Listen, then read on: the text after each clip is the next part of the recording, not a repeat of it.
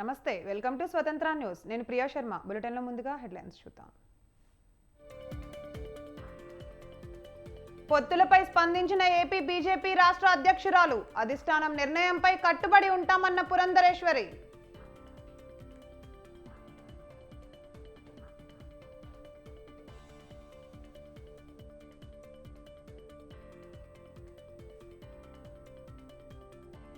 నేటి నుంచి ఏపీలో వైసీపీ కొత్త క్యాంపెయిన్. నా కల ప్రచార కార్యక్రమానికి శ్రీకారం చుట్టనున్న CM.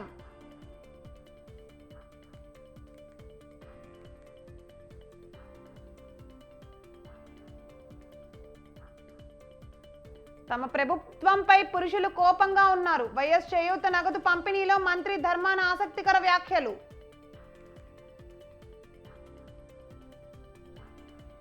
BJP central election committee సమావేశం వాయిదా. రాష్ట్రాల core committee భేటీలందుకున్న నిలిపివేత.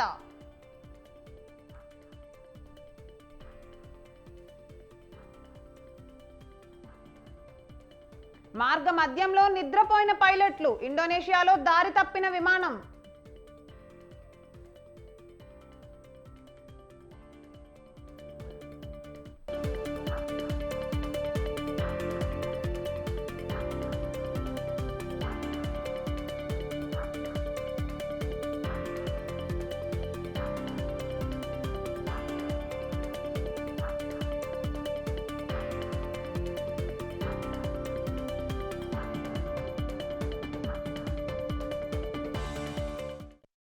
Right, breaking news చూస్తున్నాం. నేడు ఢిల్లీలో జరగాల్సిన బీజేపీ కేంద్ర ఎలక్షన్ కమిటీ సమావేశం వాయిదా పడింది.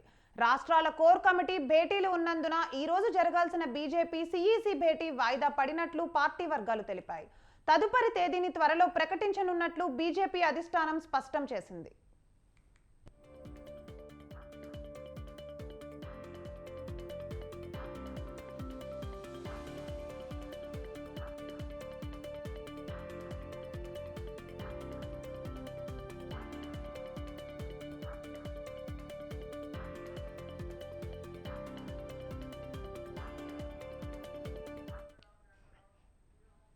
బీజేపీ సెకండ్ లిస్ట్ కోసం ఎదురు చూస్తున్న నేతల్లో సమావేశం వాయిదాతో నిరాశ ఎదురైంది. అయితే ఇప్పటికే బీజేపీ తెలంగాణలో 9 మందితో తొలి జాబితాను ప్రకటించింది. పెండింగ్ 8 స్థానాలపై ఉత్కంఠ కొనసాగుతోంది.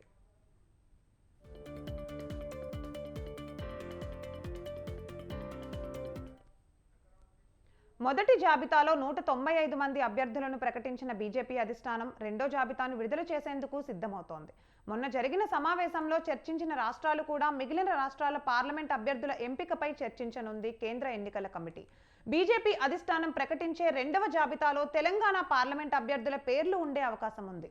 ఇప్పటికే కేంద్ర మంత్రి, రాష్ట్ర బీజేపీ అధ్యక్షుడు కిషన్ రెడ్డి, కేంద్ర ఎన్నికల కమిటీ సభ్యుడు ఎంపీ లక్ష్మణ్ ఢిల్లీ చేరుకున్నారు.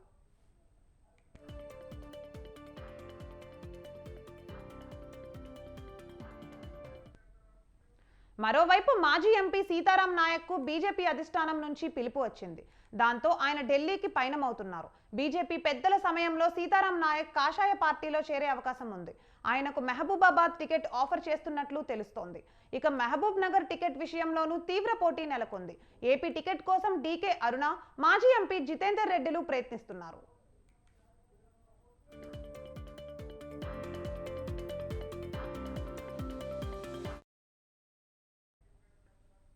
తెలంగాణకు సంబంధించి 8 స్థానాలపై నేతలు చర్చించనున్నట్లు సమాచారం. ఈ నెల 11న బీజేపీ రెండో జాబితా విడుదల కానుంది. తెలంగాణకు చెందిన 6 స్థానాల్లో అభ్యర్థులను ప్రకటించే అవకాశం ఉంది. మార్చి 13న ఎన్నికల షెడ్యూల్ వచ్చే అవకాశం ఉందని, ఆ తర్వాత పెండింగ్ స్థానాలకు క్యాండిడేట్లను అనౌన్స్ చేస్తారని పార్టీ వర్గాలు అంటున్నాయి. ఇప్పటికే బీజేపీ తెలంగాణ 9 స్థానాలకు ఎంపీ అభ్యర్థులను అనౌన్స్ చేసింది. సెకండ్ లిస్ట్ విడుదల సందర్భంగా ఎంపీ టికెట్ ఆశిస్తున్న నేతల్లో తీవ్ర ఉత్కంఠ నెలకొంది. రైట్, ఇక ఇదే అంశంపై మరింత సమాచారం మా ప్రతినిధి శ్రీనివాస్ ఫోన్ లైన్ లో అందిస్తారు. రైట్ శ్రీనివాస్, చెప్పండి.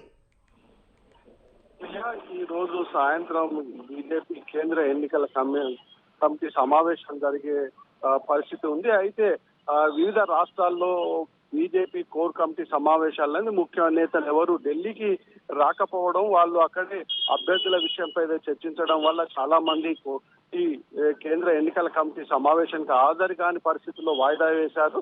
ముఖ్యంగా రెండో జాబితా మీద కేంద్ర ఎన్నికల కమిటీ సమావేశం నిర్వహించి రెండో జాబితాను ప్రకటించే అవకాశం ఉంది. అందులో తెలంగాణలో కూడా 8 మంది అభ్యర్థుల పేర్లను ఖరారు చేయవలసిన అవసరం ఉంది. అయితే ఇప్పుడు ఉన్నటువంటి పరిస్థితుల్లో చాలా మంది ముఖ్య నేతలు ఎవరు ఢిల్లీకి రాకపోవడం, అందరూ రాష్ట్రాలలోనే తమ కోర్ కమిటీ సమావేశాలు నిర్వహించడం వల్ల చాలా మంది రాకపోవడం వల్ల వాయిదా వేశారన్నటువంటి విషయాన్ని బీజేపీ అధిష్టాన వర్గం ఒక ప్రకటన చేసింది. అయితే తిరిగి ఈ కేంద్ర ఎన్నికల కమిటీ సమావేశం ఎప్పుడు నిర్వహిస్తారన్న విషయాన్ని కూడా ప్రకటిస్తామని చెప్పింది. ముఖ్యంగా ఇప్పటికే కేంద్ర మంత్రి, రాష్ట్ర బీజేపీ అధ్యక్షుడు కిషన్ రెడ్డి, అదే విధంగా పార్లమెంట్ కమిటీ సభ్యుడు, ఎన్నికల కమిటీ సభ్యుడు డాక్టర్ లక్ష్మణ్ కూడా ఢిల్లీకి చేరుకున్నారు. అయితే ముఖ్య నేతల సమావేశం, అదే విధంగా కేంద్ర ఎన్నికల కమిటీ సమావేశం ఉండడం వల్లనే తెలంగాణ నుంచి అందరూ ముఖ్య నేతలందరూ ఢిల్లీ చేరుకున్నారు.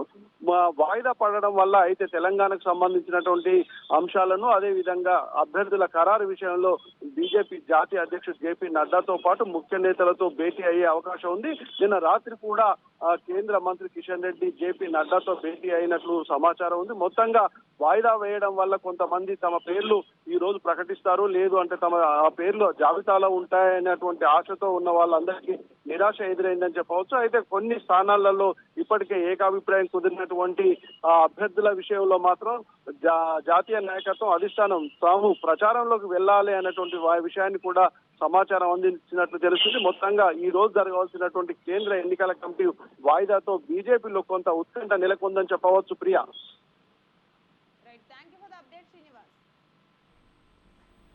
Right, thank you Srinivas.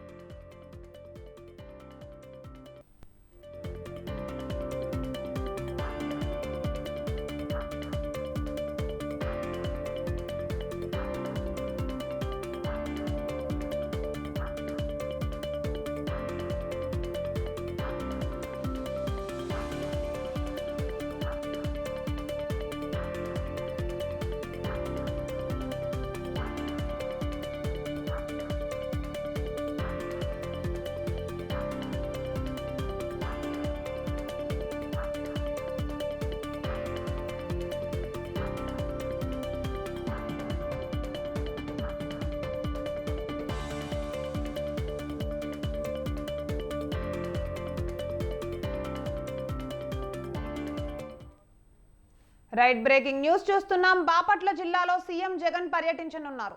YCP ఎన్నికల శంఖారావ సభలో భాగంగా నిర్వహిస్తున్న సిద్ధం ఆఖరి సభకు సర్వం సిద్ధమైంది. మధ్యాహ్నం మేదరమెట్లలో వైసీపీ సీఎం సిద్ధం సభ జరుగుతుంది.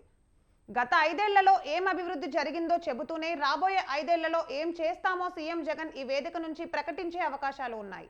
ఎన్నికలకు ఈ వేదిక నుంచే సీఎం జగన్ దిశానిర్దేశం చేయబోతున్నారు.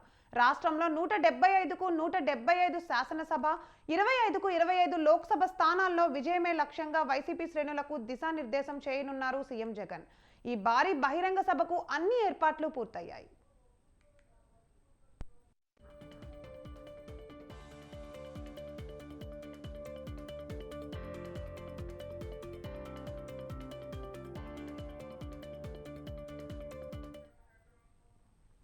అద్దంకి నియోజకవర్గంలో మేదరమెట్ల వద్ద వందలాది ఎకరాల సువిశాల మైదానంలో సిద్ధం సభను నిర్వహించడానికి భారీ ఏర్పాట్లు చేశారు.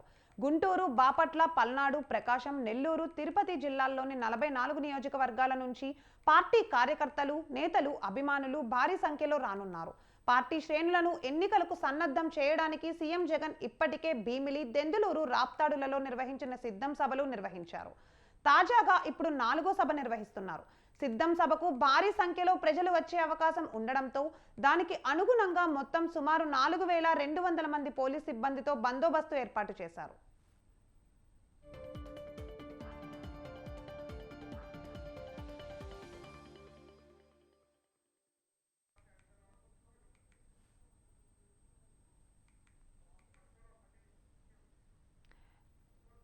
రైట్, ఇక ఇదే అంశంపై మరింత సమాచారం మా ప్రతినిధి శ్రీనివాస్ ఫోన్ లైన్ లో అందిస్తారు. శ్రీనివాస్, చెప్పండి.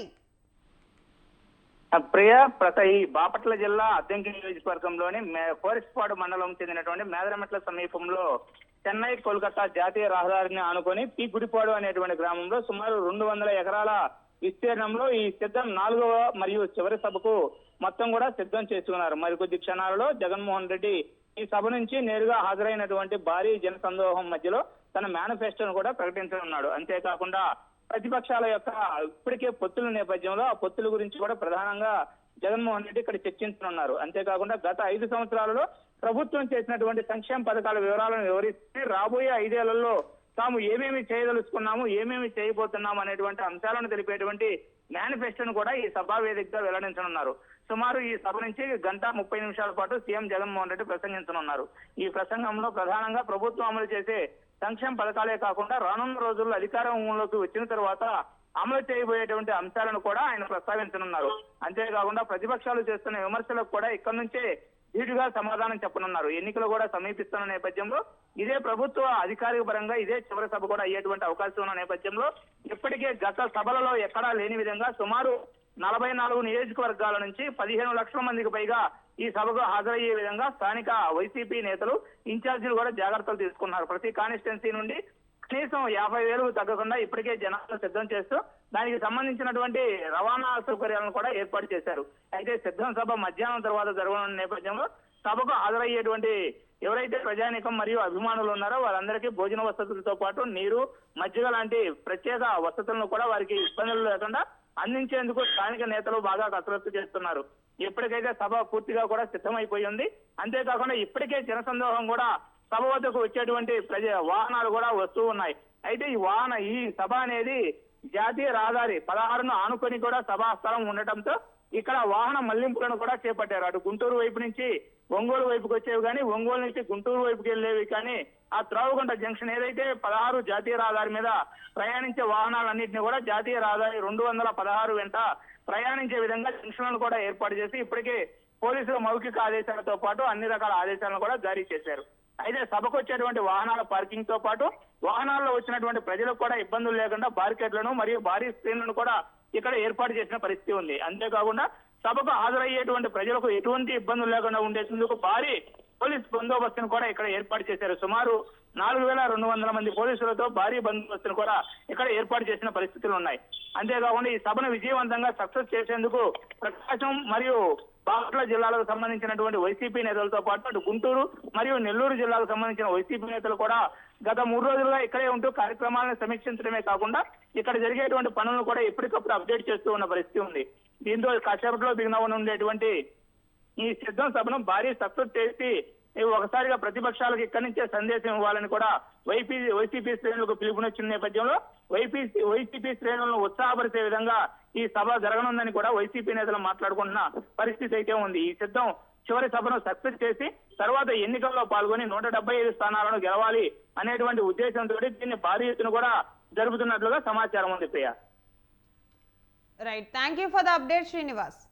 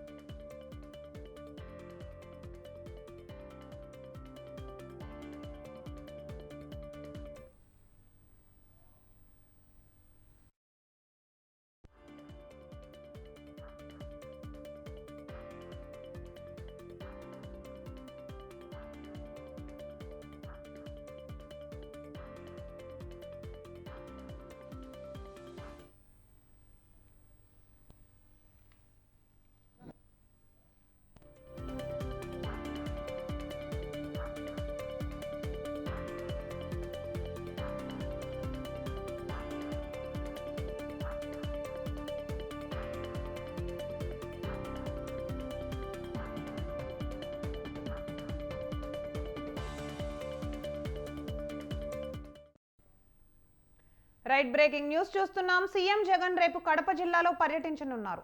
పులివెందులలో పలు అభివృద్ధి పనులను వైఎస్ జగన్ ప్రారంభించనున్నారు. రేపు ఉదయం 9 గంటలకు తాడేపల్లి నివాసం నుంచి బయలుదేరి పులివెందులు చేరుకుంటారు. ముందుగా డాక్టర్ వైఎస్ఆర్ గవర్నమెంట్ జనరల్ హాస్పిటల్ను ప్రారంభిస్తారు. ఆ తర్వాత బనాసా ఇంటిగ్రేటెడ్ ప్యాక్ హౌస్ ప్రారంభిస్తారు. అక్కడి నుండి బయలుదేరి doctor YSR mini secretariat complex కు చేరుకొని ప్రారంభిస్తారు.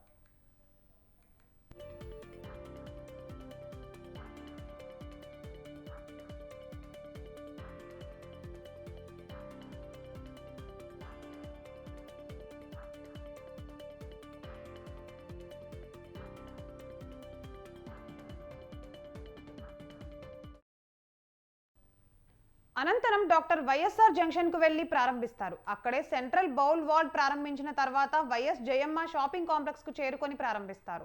అనంతరం డాక్టర్ వైఎస్ఆర్ ఉలిమెల్ల లేక్ ఫ్రంట్ వద్దకు చేరుకొని ప్రారంభిస్తారు. ఆ తర్వాత ఆదిత్య బిర్లా యూనిట్ కు చేరుకొని ఫేజ్ 1 ప్రారంభోత్సవంలో సీఎం పాల్గొంటారు. మధ్యాహ్నం ఇడుపులపాయకు వెళ్లి వైఎస్ఆర్ మెమోరియల్ పార్క్ ప్రారంభోత్సవంలో పాల్గొంటారు. అనంతరం వైఎస్ఆర్ ఎస్టేట్ లోని గెస్ట్ హౌస్ కు చేరుకుంటారు. అక్కడి నుండి బయలుదేరి సాయంత్రం తాడేపల్లికి చేరుకుంటారు.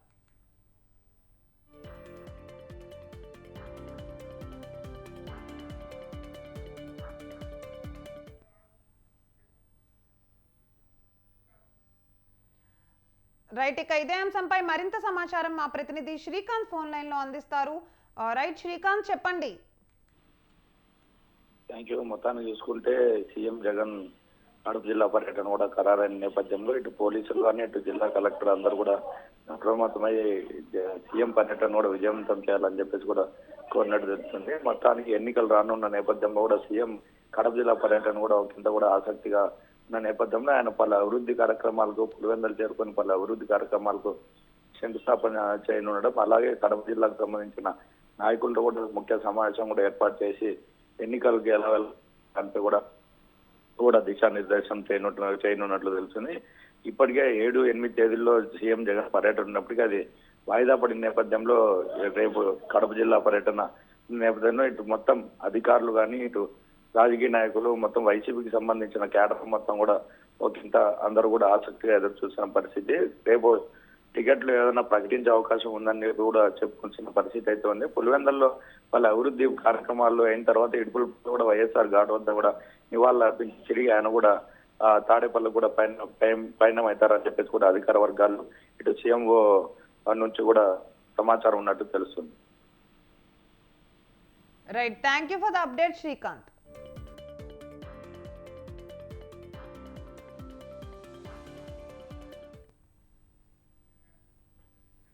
ఈసారి పార్లమెంట్ ఎన్నికల్లో 370 స్థానాలు గెలుస్తామని ప్రధాని మోడీ ప్రకటించిన నేపథ్యంలో బీజేపీ అందుకు తగ్గ ప్లాన్లను సిద్ధం చేసుకుంటోంది. 2019 సార్వత్రిక ఎన్నికల్లో బీజేపీ స్వంతంగా 303 సీట్లు గెలుచుకోగా ఇప్పుడు గత ఎన్నికల కన్నా మరో 67 సీట్లు ఎక్కువగా గెలుచుకోవాలని పట్టుదలగా ఉంది. అందుకోసం బీజేపీ 2 తెలుగు రాష్ట్రాలపై దృష్టి పెట్టింది. ఏపీలో పొత్తులతో తెలంగాణలో నాయకులను పార్టీలో చేర్చుకోవడం ద్వారా తమ టార్గెట్ రీచ్ కావాలని ప్రణాళికలు వేస్తోంది.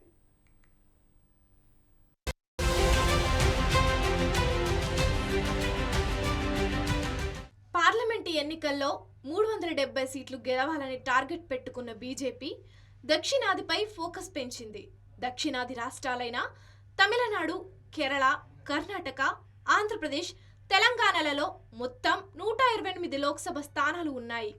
వీటిలో బీజేపీ 2019 ఎన్నికలలో 29 స్థానాలు గెలిచింది. కర్ణాటకలోని 28 స్థానాలకు గాను 25 స్థానాలు, తెలంగాణలో 4 స్థానాలను బీజేపీ గెలిచింది. తమిళనాడు, కేరళలో ఆ పార్టీ ఖాతా తెరవలేకపోయింది. ఈ 5 రాష్ట్రాల్లో కర్ణాటకలో మాత్రమే ఆ పార్టీ కొంత బలంగా ఉన్నది. అయితే అక్కడ ప్రస్తుతం కాంగ్రెస్ అధికారంలో ఉండడంతో గతంలో బీజేపీ గెలిచిన 25 స్థానాలు మళ్లీ గెలవడం అసాధ్యమని ఆ పార్టీకి అర్థమైపోయింది. ఎప్పటిలానే కేరళ, తమిళనాడులో ఆ పార్టీ పెద్దగా ప్రభావం చూపకపోవచ్చు.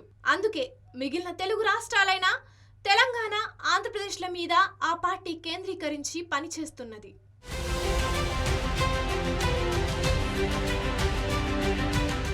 తెలుగు రాష్ట్రాల్లో సీట్లు పెంచుకోవడంలో భాగంగానే ఆంధ్రప్రదేశ్లో టీడీపీ, జనసేనతో జతకడుతున్న బీజేపీ తెలంగాణలో ఇతర పార్టీల నేతలను ఆకర్షించి తమ పార్టీలో చేర్చుకోవడమే పనిగా పెట్టుకున్నది. ఏపీలో ఇప్పటికే టీడీపీ అధినేత చంద్రబాబు, జనసేన అధినేత పవన్ కళ్యాణ్తో ఢిల్లీ అమిత్ షా ఒక దఫా చర్చలు కూడా అయిపోయాయి.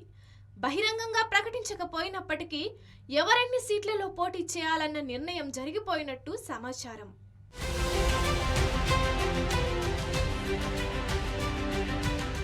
ఇక తెలంగాణలో బీజేపీకి చురుకైన క్యాడర్ ఉన్నప్పటికీ సరైన నాయకులు లేకపోవడం ఆ పార్టీకి నష్టం చేకూర్చే అంశం. అందువల్ల ఆ పార్టీ ఇతర పార్టీల నాయకులను ఆకర్షించడానికి తీవ్ర ప్రయత్నాలు చేస్తున్నది. ప్రస్తుతం అసెంబ్లీ ఎన్నికల్లో ఓటమి పాలై నిస్పృహలో ఉన్న బీఆర్ఎస్ పార్టీ నాయకులపై బీజేపీ కన్ను వేసింది.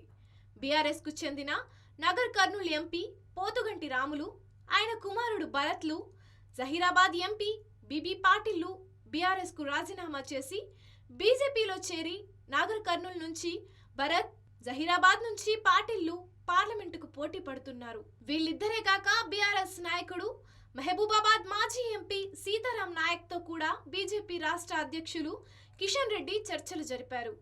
రేపో మాపో ఆయన కూడా బీజేపీలో చేరబోతున్నారు. మరోవైపు వరంగల్ జిల్లా బీఆర్ఎస్ అధ్యక్షుడు ఆరూరి రమేష్ కూడా బీజేపీ నాయకులతో టచ్ లో ఉన్నారు. ఆయన కూడా త్వరలోనే బీజేపీలో చేరే అవకాశం ఉంది.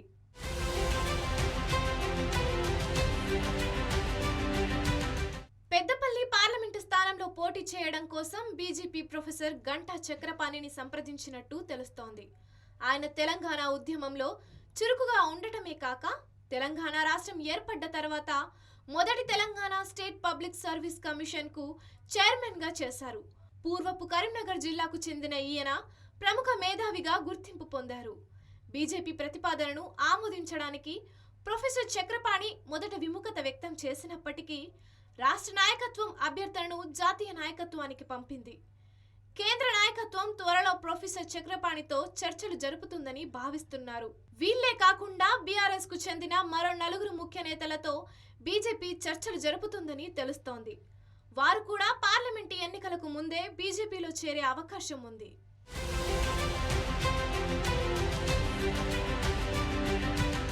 పార్లమెంటు ఎన్నికల్లో గతం కంటే అధిక స్థానాలు గెలుచుకోవడం ద్వారా దేశంలో తిరుగులేని శక్తిగా ఎదగాలనుకుంటోంది బీజేపీ. ఒంటరిగా 370 స్థానాలతో పాటు ఎన్డీఏ భాగస్వామ్య పార్టీలతో కలిపి 400కు పైగా స్థానాలు గెలుచుకుంటామని బీజేపీ పెద్దలు పదే చెబుతున్నారు. ఈ నేపథ్యంలో తెలంగాణలోనూ గతం కంటే ఎక్కువ స్థానాలు గెలుచుకునేందుకు తీవ్ర కసరత్తు చేస్తోంది. అందులో భాగంగా మొదలుపెట్టిన ఆపరేషన్ ఆకర్ష్ ఎలాంటి ఫలితాలు ఇస్తుందో చూడాలి మరి.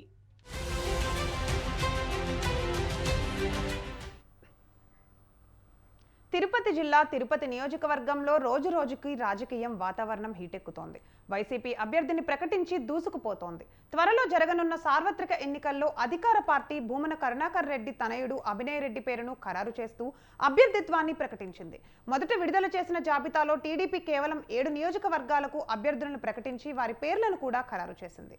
జనసేనకు తిరుపతి సీటు కేటాయించాల్సి రావడంతో అభ్యర్థిపై జనసేన టీడీపీ డైలమాలో ఉన్నాయి.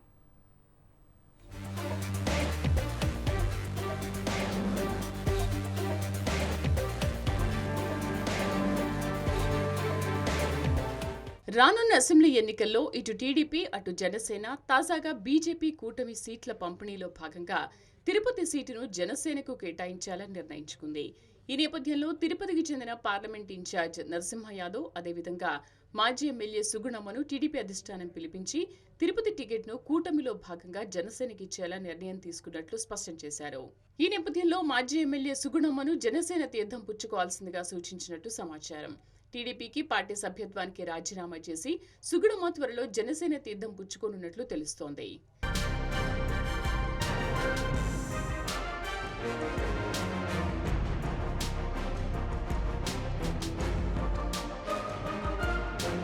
తిరుపతి నగరంలో జనసేన అభ్యర్థిత్వంపై పలు వ్యాఖ్యలు వినిపిస్తున్నాయి. చిత్తూరు ఉమ్మడి జిల్లాలో జనసేన అధ్యక్షులు పసుపులేటి హరిప్రసాద్ నిత్యం వార్తల్లో ఉంటున్నారు. మరోవైపు చిరంజీవి స్థాపించి కాంగ్రెస్ పార్టీలో విలీనం చేసిన ప్రజారాజ్యం పార్టీ తరఫున ప్రచారం చేసిన విజయ్ కుమార్ టీడీపీ నుంచి కోడూరు బాలసుబ్రహ్మణ్యం, జేబీ శ్రీనివాసులు వంటి ఎవరి పేర్లను కూటమి పరిశీలించలేదు. గత ఎన్నికల్లో కేవలం 825 ఓట్లతో పరాజయం పాలైన మాజీ ఎమ్మెల్యే సుగుణమ్మ పేరు తెరమీదకొచ్చింది. అయితే బలిజ ఓటర్లు ఎక్కువగా ఉన్న తిరుపతి మహానగరంలో సుగుణమ్మకు జనసేన పార్టీ తరఫున టికెట్ మంజూరయ్యేటట్లు స్పష్టమవుతోంది.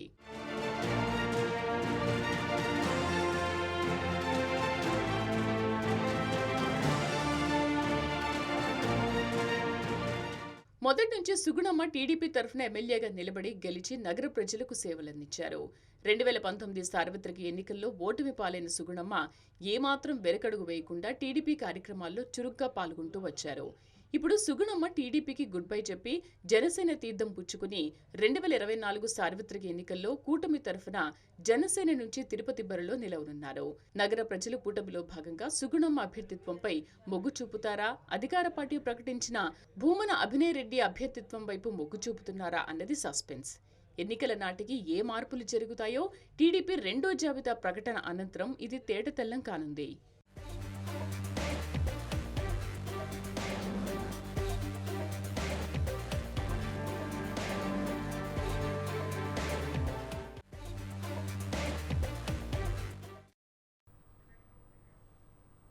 ఇక ఇవి బులెటిన్ అప్డేట్స్. కీప్ వాచింగ్ స్వతంత్ర న్యూస్.